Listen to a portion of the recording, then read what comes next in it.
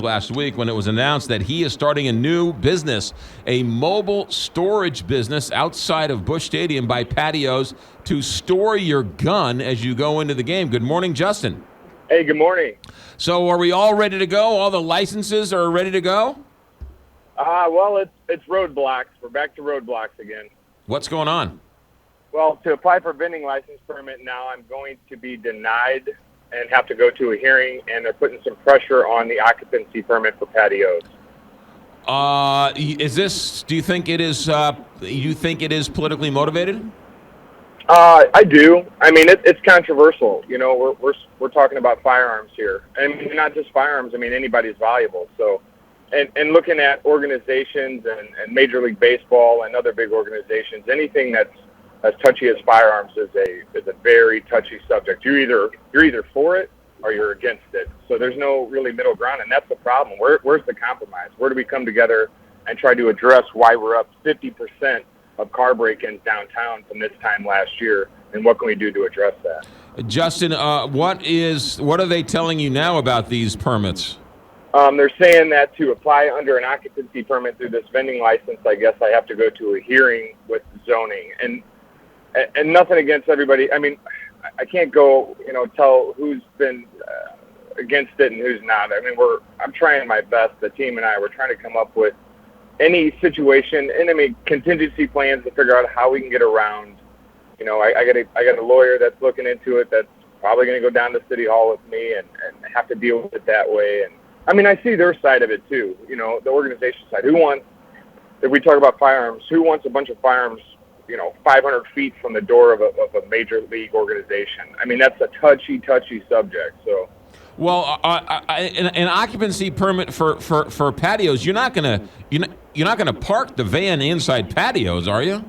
No, we were looking at parking on their lot, using their occupancy permit to be able to get a waiver to be able to operate on their lot, and that's what they told me I needed. I needed a notarized letter from any lot owner to either park a temporary structure, which is less than 120 square foot. So, I mean, I spent about 3 hours in zoning trying to figure out, and the building division, trying to work out a way or a concept that would make this work. But anything in I's and L's as far as zoning is pretty tough. They have a strict criteria of what, I mean, even looking on their website last night on the city's website, at least they changed it up where they say sidewalks and vendors license. If it does not fall within the strict criteria, your business is prohibited. So I'm glad they added that to the website. How much money have you spent to date trying to get this business up and running? Well, I don't want to be divorced, so quite a bit. It's been it's a lot. I mean, with the truck and the wrap and then the armor and then the cameras and leasing the property and building, insurance for the company. Sure. It's a lot. So, how many guns or how many bags how many safe deposit boxes, if you will you have in this van? Yes, sir. Because of operational security, we don't want to give the criminals any leg up on what we're storing and how many. So, because of operational security, we're not going to disclose how many. We're anticipating to take in everybody, which is kind of hard to do because this is such a new market. Right. Nobody's ever done anything like this. So we're gauging a middle ground of what we think. We talked to some people that had worked for Busch Stadium security that had said on average that there was a significant amount of people that carried in before metal detectors were put in. So we're hoping for if we could capture 1%. Like I said, if we can stop one firearm from being broken into and stolen out of a vehicle and used in a crime, we won. Yeah. We won. Justin, go ahead. I'm just curious, is there any other model like this around the country? Anyone else doing this? Well, there is somebody that does store valuables, but they are away from the firearm subject. I've been working we looked at doing valuables at first, and then the problem being is that people stealing firearms out of vehicles. So Right. we looked at, working with state, calling up the state, looking through public safety statutes for the state of Missouri, and then city ordinances that prohibit what I'm trying to do. So it's a mobile van, so you could park it outside of Scott Trade Center. You could park it outside of Forest Park Forever or all other places that don't allow firearms in, right?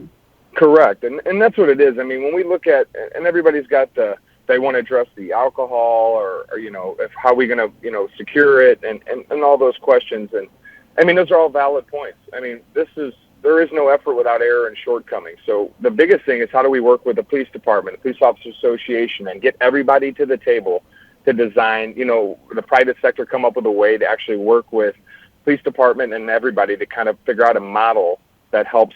If we look at demographics, CCW weapon holders, they're allowed that permission because they make good life decisions. These are people that all we're trying to do is allow them to be able to come downtown and be able to stage it right outside of events. Just very simple, very easy answer, but a very hard one to execute. So. Justin, somebody said that you said that if someone's leaving a ball game clearly drunk, you would not give them their gun back. Is that true? Yeah. First off, it's against the law. You can't have if you cannot be intoxicated and have a firearm and be able to fall within the CCW law.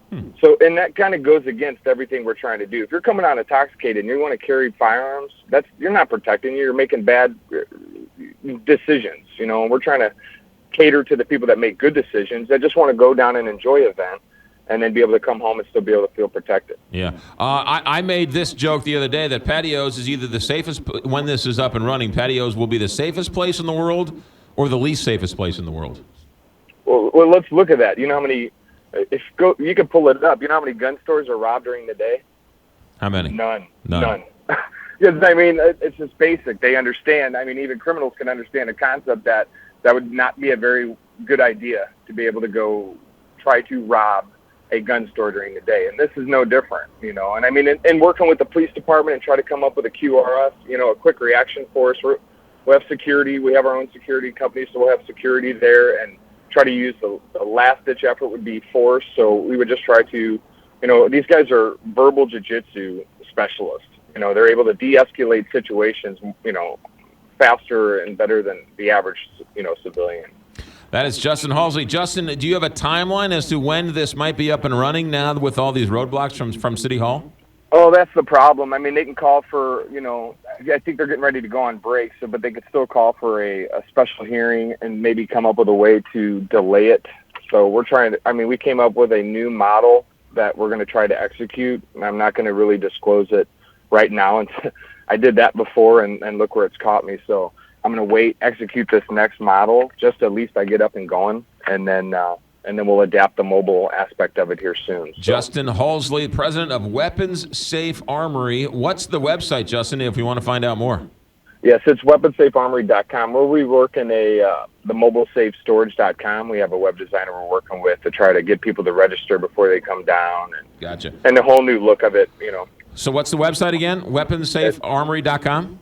That's our main website. We're working on a new one with mobile safe storage, which should be launched here pretty soon. So stay tuned for that one. Justin, I'm sure this won't be the last time we're talking. Thanks for checking in. I appreciate it, guys. Thank you. 728, Big 550.